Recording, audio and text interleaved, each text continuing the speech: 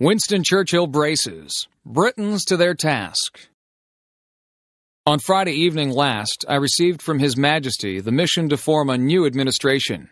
It was the evident will of Parliament and the nation that this should be conceived on the broadest possible basis and that it should include all parties. I have already completed the most important part of this task. A war cabinet has been formed of 5 members, representing, with the Labour, Opposition, and Liberals, the unity of the nation. It was necessary that this should be done in one single day on account of the extreme urgency and rigor of events. Other key positions were filled yesterday. I am submitting a further list to the King tonight. I hope to complete the appointment of principal ministers during tomorrow. The appointment of other ministers usually takes a little longer. I trust when Parliament meets again, this part of my task will be completed and that the administration will be complete in all respects. I considered it in the public interest to suggest to the Speaker that the House should be summoned today. At the end of today's proceedings, the adjournment of the House will be proposed until May 21st, with provision for earlier meeting if need be. Business for that will be notified to MPs at the earliest opportunity. I now invite the House by a resolution to record its approval of the steps taken and declare its confidence in the new government. The resolution: that this House welcomes the formation of a government representing the united and inflexible resolve of the nation to prosecute the war with Germany to a victorious conclusion. To form an administration of this scale and complexity is a serious undertaking in itself. But we are in the preliminary phase of one of the greatest battles in history. We are in action at many other points, in Norway and in Holland, and we have to be prepared in the Mediterranean. The air battle is continuing, and many preparations have to be made here at home. In this crisis, I think I may be pardoned if I do not address the House at any length today, and I hope that any of my friends and colleagues or former colleagues who are affected by the political reconstruction will make all allowances for any lack of ceremony with which it has been necessary to act. I say to the House, as I said to ministers who have joined this government, I have nothing to offer but blood, toil, tears, and sweat. We have before us an ordeal of the most grievous kind. We have before us many, many months of struggle and suffering. You ask, what is our policy? I say it is to wage war by land, sea, and air. War with all our might and with all the strength God has given us, and to wage war against a monstrous tyranny never surpassed in the dark and lamentable catalogue of human crime. That is our policy. You ask, what is our aim? I can answer in one word. It is victory. Victory at all costs. Victory in spite of all terrors. Victory, however long and hard the road may be, for without victory, there is no survival. Let that be realized. No survival for the British Empire. No survival for all that the British Empire has stood for. No survival for the urge, the impulse of the ages, that mankind shall move forward toward his goal. I take up my task in buoyancy and hope. I feel sure that our cause will not be suffered to fail among men. I feel entitled at this juncture, at this time, to claim the aid of all and to say, come then, let us go forward together with our united strength. Video designed by English7levels.com. Lou Gehrig, farewell speech. Fans, for the past 2 weeks you've been reading about a bad break I got. Yet today I consider myself the luckiest man on the face of the earth. I have been in ballparks for 17 years and have never received anything but kindness and encouragement from you fans. Look at these grand men. Which of you wouldn't consider it the highlight of his career just to associate with them for even one day? Sure, I'm lucky. Who wouldn't consider it an honor to have known Jacob Ruppert, also the builder of baseball's greatest empire, Ed Barrow, to have spent 6 years with that wonderful little fellow Miller Huggins, then to have spent the next 9 years with that outstanding leader, that smart student of psychology, the best manager in baseball today, Joe McCarthy. Sure, I'm lucky. When the New York Giants, a team you would give your right arm to beat, and vice versa, send you a gift, that's something. When everybody down to the groundskeepers and those boys in white coats remember you with trophies, that's something. When you have a wonderful mother-in-law who takes sides with you and squabbles against her own daughter, that's something. When you have a father and mother who work all their lives so that you can have an education and build your body, it's a blessing. When you have a wife who has been a tower of strength and shown more courage than you dreamed existed, that's the finest I know. So I close in saying that I might have had a tough break, but I have an awful lot to live for. John F. Kennedy. Ich bin ein Berliner. 2,000 years ago, the proudest boast was civis Romanus sum. Today in the world of freedom, the proudest boast is Ich bin ein Berliner. There are many people in the world who really don't understand, or say they don't, what is the great issue between the free world and the communist world. Let them come to Berlin. There are some who say that communism is the wave of the future. Let them come to Berlin. And there are some who say in Europe and elsewhere we can work with the communists. Let them come to Berlin. And there are even a few who say that it's true that communism is an evil system, but it permits us to make economic progress. Let them come to Berlin. Freedom has many difficulties, and democracy is not perfect. But we have never had to put up a wall to keep our people in, to prevent them from leaving us. I want to say on behalf of my countrymen who live many miles away on the other side of the Atlantic, who are far distant from you, that they take the greatest pride that they have been able to share with you, even from a distance, the story of the last 18 years. I know of no town, no city that has been besieged for 18 years that still lives with the vitality and the force and the hope and the determination of the city of West Berlin. While the wall is the most obvious and vivid demonstration of the failures of the communist system, all the world can see we take no satisfaction in it. For it is, as your mayor has said, an offense not only against history, but an offense against humanity, separating families, dividing husbands and wives and brothers and sisters, and dividing a people who wish to be joined together. What is true of this city is true of Germany. Real, lasting peace in Europe can never be assured as long as 1 German out of 4 is denied the elementary right of free men, and that is to make a free choice. In 18 years of peace and good faith, this generation of Germans has earned the right to be free, including the right to unite their families and their nation in lasting peace with goodwill to all people. You live in a defended island of freedom, but your life is part of the main. So let me ask you as I close to lift your eyes beyond the dangers of today to the hopes of tomorrow, beyond the freedom merely of this city of Berlin and all your country of Germany, to the advance of freedom everywhere, beyond the wall to the day of peace with justice, beyond yourselves and ourselves to all mankind. Freedom is indivisible, and when one man is enslaved, who are free? When all are free, then we can look forward to that day when this city will be joined as one, and this country and this great continent of Europe, in a peaceful and hopeful globe. When that day finally comes, as it will, the people of West Berlin can take sober satisfaction in the fact that they were in the front lines for almost 2 decades. All free men, wherever they may live, are citizens of Berlin. And therefore, as a free man, I take pride in the words, Ich bin ein Berliner. Robert F. Kennedy, Speech after Assassination of Martin Luther King, Jr. I have bad news for you, for all of our fellow citizens, and people who love peace all over the world, and that is that Martin Luther King was shot and killed tonight. Martin Luther King dedicated his life to love and to justice for his fellow human beings, and he died because of that effort.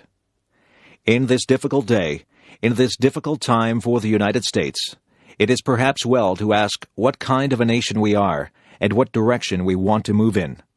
For those of you who are black, considering the evidence there evidently is that there were white people who were responsible, you can be filled with bitterness, with hatred, and a desire for revenge. We can move in that direction as a country, in great polarization, black people amongst black, white people amongst white, filled with hatred toward one another. Or we can make an effort, as Martin Luther King did, to understand and to comprehend, and to replace that violence, that stain of bloodshed that has spread across our land, with an effort to understand with compassion and love. For those of you who are black and are tempted to be filled with hatred and distrust at the injustice of such an act against all white people, I can only say that I feel in my own heart the same kind of feeling. I had a member of my family killed, but he was killed by a white man. But we have to make an effort in the United States. We have to make an effort to understand, to go beyond these rather difficult times. My favorite poet was Aeschylus. He wrote, "In our sleep, pain which cannot forget falls drop by drop upon the heart until in our own despair, against our will, comes wisdom through the awful grace of God." What we need in the United States is not division. What we need in the United States is not hatred. What we need in the United States is not violence or lawlessness, but love and wisdom and compassion toward one another, and a feeling of justice towards those who still suffer within our country, whether they be white or they be black. So I shall ask you tonight to return home, to say a prayer for the family of Martin Luther King. That's true. But more importantly, to say a prayer for our own country, which all of us love, a prayer for understanding and that compassion of which I spoke. We can do well in this country. We will have difficult times. We've had difficult times in the past. We will have difficult times in the future. It is not the end of violence. It is not the end of lawlessness. It is not the end of disorder. But the vast majority of white people and the vast majority of black people in this country want to live together, want to improve the quality of our life, and want justice for all human beings who abide in our land. Let us dedicate ourselves to what the Greeks wrote so many years ago, to tame the savageness of man, and to make gentle the life of this world. Let us dedicate ourselves to that, and say a prayer for our country and for our people. Video designed by English7levels.com. Ronald Reagan, speech at Normandy. We're here to mark that day in history when the Allied peoples joined in battle to reclaim this continent to liberty. For 4 long years, much of Europe had been under a terrible shadow. Free nations had fallen. Jews cried out in the camps. Millions cried out for liberation. Europe was enslaved, and the world prayed for its rescue. Here in Normandy, the rescue began. Here, the Allies stood and fought against tyranny in a giant undertaking unparalleled in human history. We stand on a lonely, windswept point on the northern shore of France. The air is soft. But 40 years ago, at this moment, the air was dense with smoke and the cries of men, and the air was filled with the crack of rifle fire and the roar of cannon. At dawn, on the morning of the 6th of June, 1944, 225 Rangers jumped off the British landing craft and ran to the bottom of these cliffs. Their mission was one of the most difficult and daring of the invasion: to climb these sheer and desolate cliffs and to take out the enemy guns. The Allies had been told that some of the mightiest of these guns were here, and they would be trained on the beaches to stop the Allied advance. The Rangers looked up and saw the enemy soldiers at the edge of the cliffs, shooting down at them with machine guns and throwing grenades. And the American Rangers began to climb. They shot rope ladders over the face of these cliffs and began to pull themselves up. When one Ranger fell, another would take his place. When one rope was cut, a Ranger would grab another and begin his climb again. They climbed, shot back, and held their footing. Soon, one by one, the Rangers pulled themselves over the top, and in seizing the firm land at the top of these cliffs, they began to seize back the continent of Europe. 225 came here. After 2 days of fighting, only 90 could still bear arms. Behind me is a memorial that symbolizes the Ranger daggers that were thrust into the top of these cliffs, and before me are the men who put them there. These are the boys of Pointe du Hoc. These are the men who took the cliffs. These are the champions who helped free a continent. These are the heroes who helped end a war. Gentlemen, I look at you, and I think of the words of Stephen Spender's poem. You are men who in your lives fought for life, and left the vivid air signed with your honor.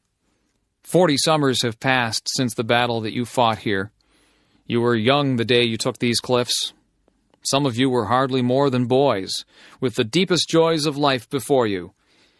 Yet you risked everything here. Why? Why did you do it? What impelled you to put aside the instinct for self-preservation and risk your lives to take these cliffs? What inspired all the men of the armies that met here? We look at you, and somehow we know the answer. It was faith and belief. It was loyalty and love. The men of Normandy had faith that what they were doing was right, faith that they fought for all humanity, faith that a just God would grant them mercy on this beachhead or on the next.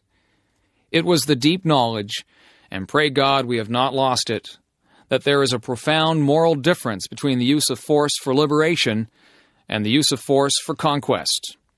You were here to liberate, not to conquer. And so you and those others did not doubt your cause, and you were right not to doubt. You all knew that some things are worth dying for.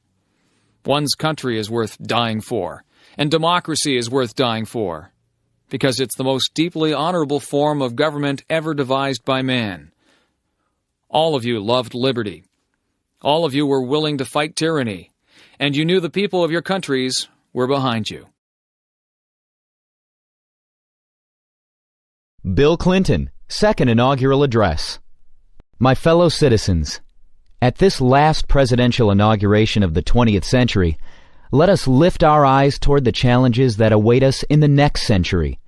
It is our great good fortune that time and chance have put us not only at the edge of a new century, in a new millennium, but on the edge of a bright new prospect in human affairs, a moment that will define our course and our character for decades to come. We must keep our old democracy forever young. Guided by the ancient vision of a promised land, let us set our sights upon a land of new promise. The promise of America was born in the 18th century out of the bold conviction that we are all created equal. It was extended and preserved in the 19th century, when our nation spread across the continent, saved the Union, and abolished the awful scourge of slavery. Then, in turmoil and triumph, the promise exploded into the world stage to make this the American century. And what a century it has been. America became the world's mightiest industrial power, saved the world from tyranny in 2 world wars and a long Cold War, and time and again reached out across the globe to millions who, like us, longed for the blessings of liberty. Along the way, Americans produced a great middle class and security in old age, built unrivaled centers of learning and opened public schools to all, split the atom and explored the heavens, invented the computer and the microchip, and deepened the wellspring of justice by making a revolution in civil rights for African Americans and all minorities, and extending the circle of citizenship, opportunity, and dignity to women. Now, for the 3rd time, a new century is upon us, and another time to choose. We began the 19th century with a choice, to spread our nation from coast to coast. We began the 20th century with a choice, to harness the Industrial Revolution to our values of free enterprise, conservation, and human decency. Those choices made all the difference. At the dawn of the 21st century, a free people must now choose to shape the forces of the information age and the global society, to unleash the limitless potential of all our people, and yes, to form a more perfect union. When last we gathered, our march to this new future seemed less certain than it does today. We vowed then to set a clear course to renew our nation. In these 4 years, we have been touched by tragedy, exhilarated by challenge, strengthened by achievement. America stands alone as the world's indispensable nation. Once again, our economy is the strongest on earth. Once again, we are building stronger families, thriving communities, better educational opportunities, a cleaner environment. Problems that once seemed destined to deepen now bend to our efforts. Our streets are safer, and record numbers of our fellow citizens have moved from welfare to work. Bill Clinton, Second Inaugural Address. And once again, we have resolved for our time a great debate over the role of government. Today we can declare, government is not the problem, and government is not the solution. We, the American people, we are the solution. Our founders understood that well and gave us a democracy strong enough to endure for centuries, flexible enough to face our common challenges and advance our common dreams in each new day. As times change, so government must change. We need a new government for a new century, humble enough not to try to solve our problems for us, but strong enough to give us the tools to solve our problems for ourselves. A government that is smaller, lives within its means, and does more with less. Yet where it can stand up for our values and interests in the world, and where it can give Americans the power to make a real difference in their everyday lives, government should do more, not less. The preeminent mission of our new government is to give all Americans an opportunity, not a guarantee, but a real opportunity to build better lives. Beyond that, my fellow citizens, the future is up to us. Our founders taught us that the preservation of our liberty and our union depends upon responsible citizenship. And we need a new sense of responsibility for a new century. There is work to do, work that government alone cannot do. Teaching children to read, hiring people off welfare rolls, coming out from behind locked doors and shuttered windows to help reclaim our streets from drugs and gangs and crime, taking time out of our own lives to serve others. Each and every one of us, in our own way, must assume personal responsibility, not only for ourselves and our families, but for our neighbors and our nation. Our greatest responsibility is to embrace a new spirit of community for a new century. For any one of us to succeed, we must succeed as one America. The challenge of our past remains the challenge of our future. Will we become one nation, one people, with one common destiny or not? Will we all come together or come apart? The divide of race has been America's constant curse, and each new wave of immigrants gives new targets to old prejudices. Prejudice and contempt, cloaked in the pretense of religious or political conviction, are no different. These forces have nearly destroyed our nation in the past. They plague us still. They fuel the fanaticism of terror, and they torment the lives of millions in fractured nations all around the world. These obsessions cripple both those who hate and, of course, those who are hated, robbing both of what they might become. We cannot, we will not succumb to the dark impulses that lurk in the far regions of the soul everywhere. We shall overcome them, and we shall replace them with the generous spirit of a people who feel at home with one another. Our rich texture of racial, religious, and political diversity will be a godsend in the 21st century. Great rewards will come to those who can live together, learn together, work together, forge new ties that bind together. Bill Clinton, Second Inaugural Address. As this new era approaches, we can already see its broad outlines. 10 years ago, the Internet was the mystical province of physicists. Today, it is a commonplace encyclopedia for millions of school children. Scientists now are decoding the blueprint of human life. Cures for our most feared illnesses seem close at hand. The world is no longer divided into two hostile camps. Instead, now we are building bonds with nations that once were our adversaries. Growing connections of commerce and culture give us a chance to lift the fortunes and spirits of people the world over. And for the very first time in all of history, more people on this planet live under democracy than dictatorship. My fellow Americans, as we look back at this remarkable century, we may ask, can we hope not just to follow, but even to surpass the achievements of the 20th century in America and to avoid the awful bloodshed that stained its legacy? To that question, every American here and every American in our land today must answer a resounding yes. This is the heart of our task. With a new vision of government, a new sense of responsibility, a new spirit of community, we will sustain America's journey. The promise we sought in a new land, we will find again in a land of new promise. In this new land, education will be every citizen's most prized possession. Our schools will have the highest standards in the world, igniting the spark of possibility in the eyes of every girl and every boy, and the doors of higher education will be open to all.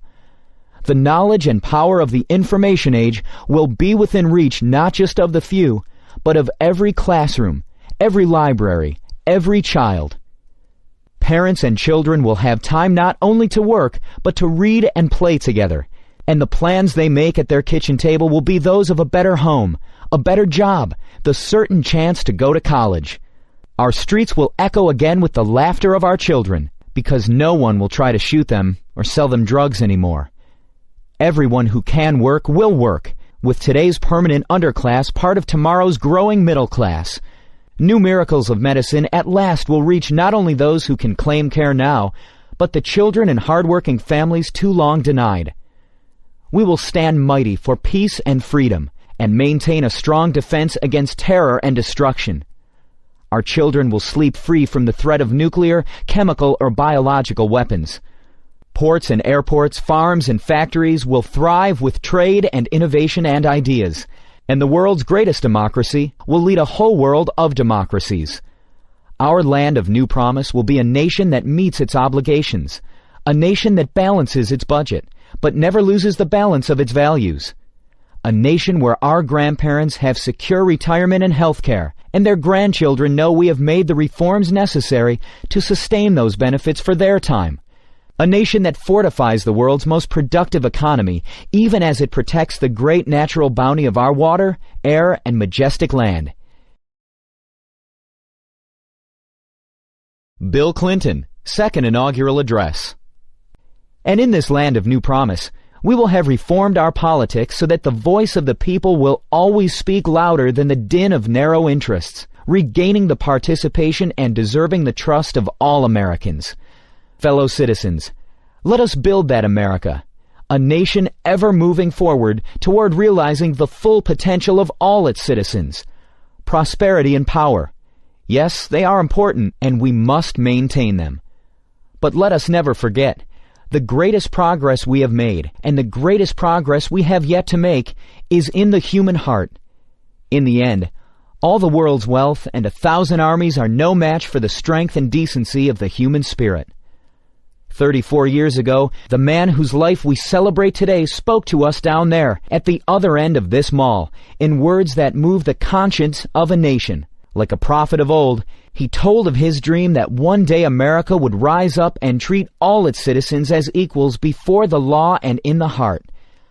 Martin Luther King's dream was the American dream. His quest is our quest. The ceaseless striving to live out our true creed. Our history has been built on such dreams and labors, and by our dreams and labors we will redeem the promise of America in the 21st century. To that effort I pledge all my strength and every power of my office. I ask the members of Congress here to join in that pledge. The American people return to office a president of one party and a Congress of another.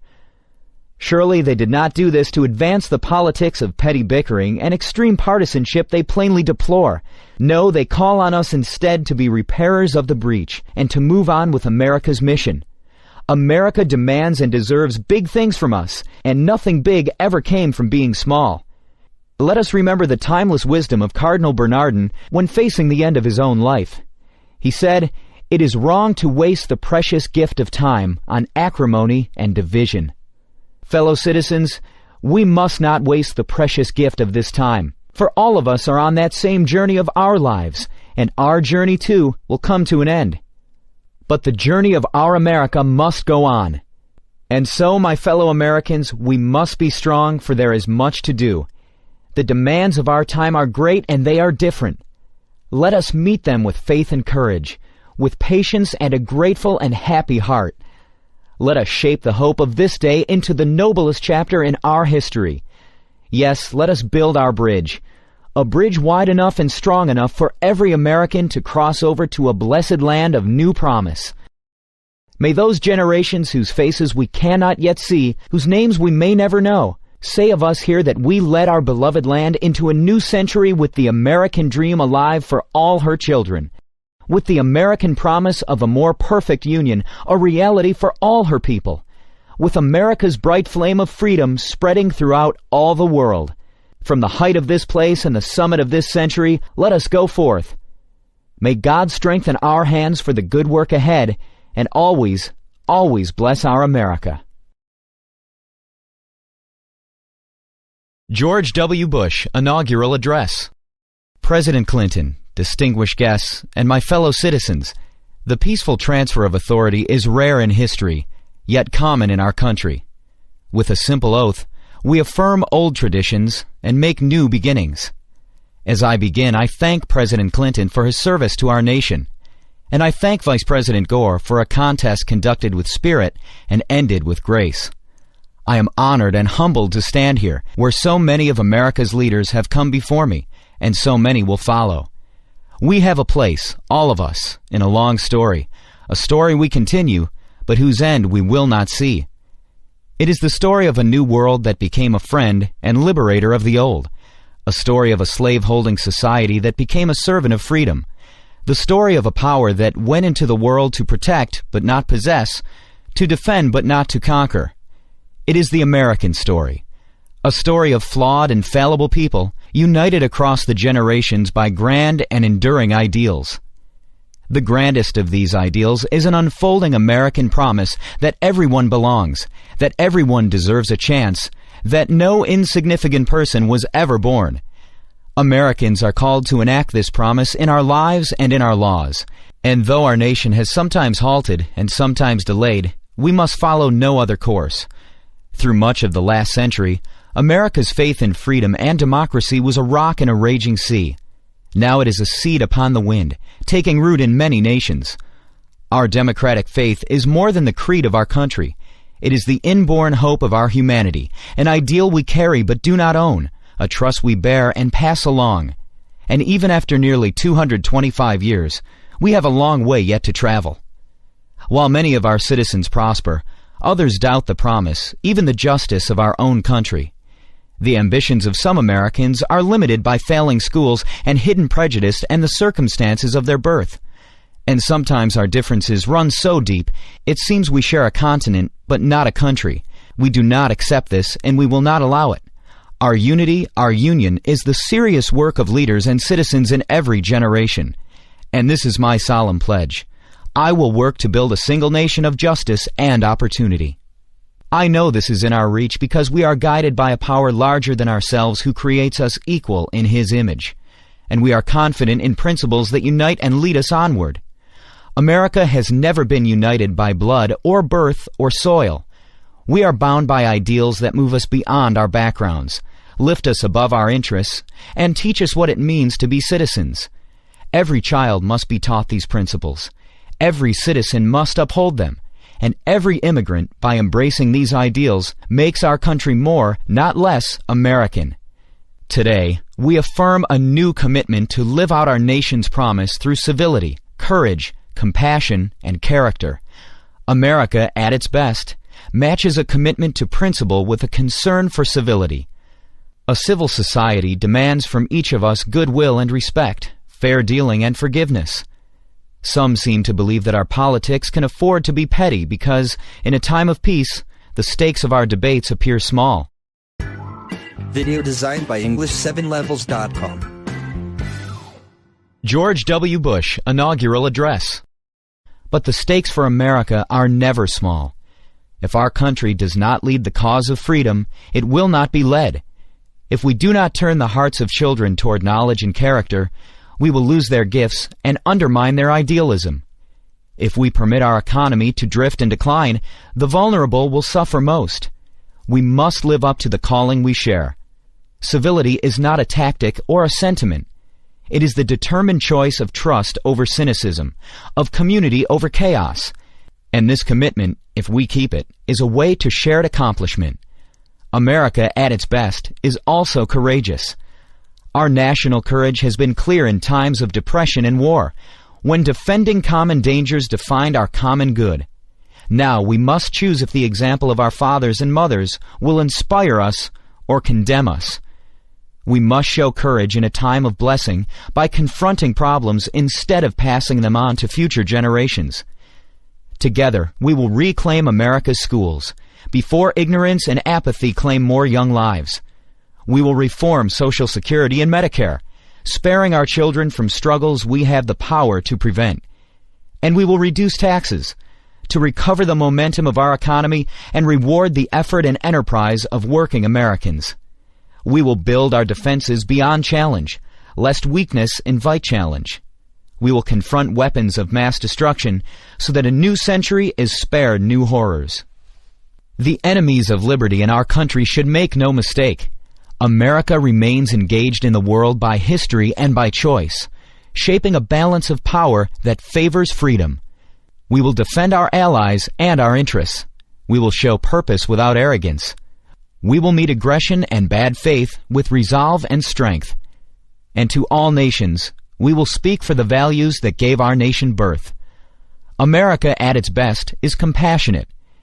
In the quiet of American conscience, we know that deep, persistent poverty is unworthy of our nation's promise. And whatever our views of its cause, we can agree that children at risk are not at fault. Abandonment and abuse are not acts of God. They are failures of love. And the proliferation of prisons, however necessary, is no substitute for hope and order in our souls. Where there is suffering, there is duty. Americans in need are not strangers. They are citizens, not problems, but priorities. And all of us are diminished when any are hopeless. Government has great responsibilities for public safety and public health, for civil rights and common schools. Yet compassion is the work of a nation, not just a government. And some needs and hurts are so deep, they will only respond to a mentor's touch or a pastor's prayer. Church and charity, synagogue and mosque lend our communities their humanity, and they will have an honored place in our plans and in our laws. Many in our country do not know the pain of poverty, but we can listen to those who do. And I can pledge our nation to a goal. When we see that wounded traveler on the road to Jericho, we will not pass to the other side. George W. Bush Inaugural Address. America at its best is a place where personal responsibility is valued and expected. Encouraging responsibility is not a search for scapegoats. It is a call to conscience. And though it requires sacrifice, it brings a deeper fulfillment. We find the fullness of life not only in options but in commitments, and we find that children and community are the commitments that set us free. Our public interest depends on private character, on civic duty and family bonds and basic fairness, on uncounted, unhonored acts of decency which give direction to our freedom. Sometimes in life we are called to do great things, but as a saint of our times has said, every day we are called to do small things with great love. The most important tasks of a democracy are done by everyone. I will live and lead by these principles, to advance my convictions with civility, to pursue the public interest with courage, to speak for greater justice and compassion, to call for responsibility, and try to live it as well. In all these ways, I will bring the values of our history to the care of our times. What you do is as important as anything government does. I ask you to seek a common good beyond your comfort, to defend needed reforms against easy attacks, to serve your nation beginning with your neighbor. I ask you to be citizens. Citizens, not spectators.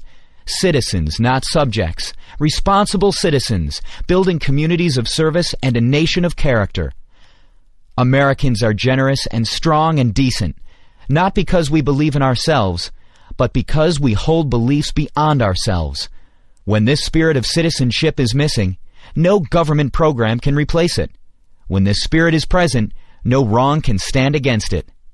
After the Declaration of Independence was signed, Virginia statesman John Page wrote to Thomas Jefferson, "We know the race is not to the swift nor the battle to the strong. Do you not think an angel rides in the whirlwind and directs this storm?" Much time has passed since Jefferson arrived for his inauguration. The years and changes accumulate. But the themes of this day he would know: our nation's grand story of courage and its simple dream of dignity. We are not this story's author, who fills time and eternity with his purpose. Yet his purpose is achieved in our duty, and our duty is fulfilled in service to one another. Never tiring, never yielding, never finishing. We renew that purpose today, to make our country more just and generous, to affirm the dignity of our lives and every life. This work continues. This story goes on, and an angel still rides in the whirlwind and directs this storm. God bless you all. and God bless America. Takakodoi. The underpinnings of our lives is hope. If we have the smallest margin of hope, we can continue to exist. I believe what is sought from politics is to expand that hope even by the smallest margin. When we think of it, however, it seems politics has cast a shadow over people's hopes. I cannot ask help, but ask myself if there has ever been so much urgency embodied in the words, future of hope. However, even knowing the absolute destructive capacity of nuclear weapons, and having experienced its atrocity, mankind still has not been able to walk the road to the destruction of nuclear arms. To the contrary, some countries see the retention of nuclear arms as the symbol of a national power. In the 21st century, we are going to gain richness with science and technology. Or will humanity be subjugated to science and technology? We will be faced with the choice of one or the other. I believe the advances of telecommunication technology will present us with similar choices in the future. 50 years after the war, the Japanese society is caught in a very perplexing stagnation.